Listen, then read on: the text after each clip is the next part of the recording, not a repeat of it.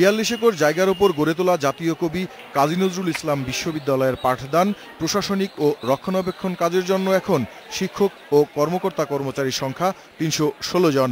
এই জনবল নিয়োগে উপাচার্য প্রফেসর মহিতুল আলমের বিরুদ্ধে গুরুতর অনিয়মের দালিলিক প্রমাণ মিলেছে।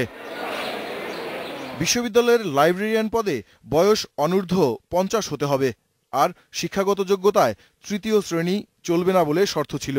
কিন্তু যিনি নিয়োগ পেয়েছেন তার বয়স ছিল ৫৬ বছর ৬ মাস, আর রেফার্ড পরীক্ষা দিয়ে পাশ করেন বিএসসি। তাকে আবার রেজিস্ট্রারের অতিরিক্ত দায়িত্ব দেওয়া হয়েছে। আমি পাওয়ার চ্যানেল অ্যাপ্লাই করছি, ইন্টারভিউ কার্ড বোর্ড ফেস করে তারপর আমি চাকরিতে আসছি। শিক্ষক নিয়োগের ক্ষেত্রে উপাচার্য নিয়োগ কমিটির তোয়াক্কা করেন না বলে অভিযোগ উঠেছে।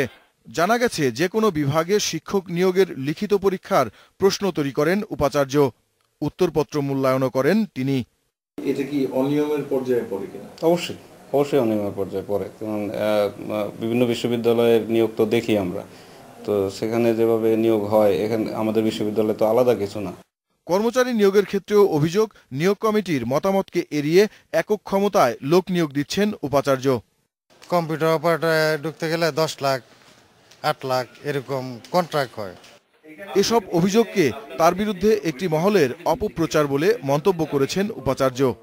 মাস্টারওয়ালা এ পর্যন্ত আমি যতগুলো নিয়োগ দিয়েছি সবগুলো আমাদের একটা কমিটি থাকে, ট্রেজারার সাহেব থাকেন, তাই না? আমি কখনো এদের ছাড়া কখনো দিই নাই। কিছুদিন আগে একটা কতগুলো নিয়োগ হয়েছে আর কি, সেখানে আমরা বলার পরেও নেওয়া হয়েছে আর কি। বিশ্ববিদ্যালয় মঞ্জুরি কমিশনের চেয়ারম্যান জানিয়েছেন, এসব ঘটনা তদন্ত করে ব্যবস্থা নেওয়া হবে। আমি এই প্রথম শুনলাম যে কিছু ইরেগুলারিটিস হয়েছে, যে ইরেগুলারিটিসকে গ্রসই বলা চলে। ডকুমেন্ট প্রুফস যদি থাকে আমরা এটা ইনভেস্টিগেট করে যথাযথ পদক্ষেপ নেওয়া হবে। Mahbub Alam, independent news, Dhaka.